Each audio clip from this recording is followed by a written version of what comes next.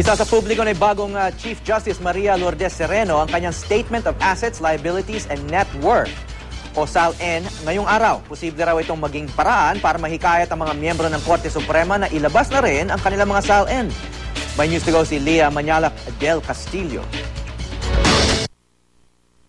A statement will be issued soon that will indicate what has taken place in yesterday's en banc session, and that would include disclosure of the statement of assets and liabilities of the Chief Justice.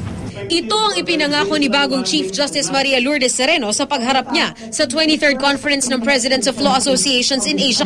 Please be patient as I take very good care in ensuring that I am exact, deliberate, and careful at all times. Sa naunang inilabas na summarized report ng SALN ni Sereno, makikitang nasa 17.7 million pesos ang kanyang total net worth noong taong 2010 kung kailan itinalaga siyang Associate Justice sa Korte Suprema.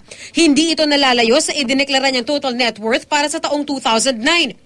Pero sa ulat ng Philippine Center for Investigative Journalism o PCIJ, tinanong kung kasama ba sa nakadeklarang halaga ang kinita ni Sereno nang tumayong isa sa mga abogado ng gobyerno para sa kaso kaugnay ng pagpapatayo ng NAIA Terminal 3. Hindi malinaw kung magkano ibinayad kay Sereno, pero sa deklarasyon ng Manila International Airport Authority, gumastos daw sila ng kabuuang 2.4 billion pesos sa kaso. Ang pagsasapubliko ng SALN ni Chief Justice Sereno ang simula raw ng pagbabagong bihis ng isang Korte Suprema na mas magiging transparent sa publiko pero mananatiling independent at hindi raw maiimpluwensyahan ng politika. Baka magkaroon ng tinatawag natin na encouragement, no?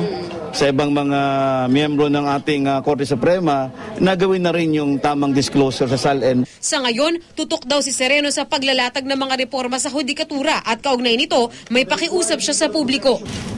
I therefore ask for help from the Filipino people to give the judiciary room to undertake the process of reflection and to allow the Chief Justice to lead in that process.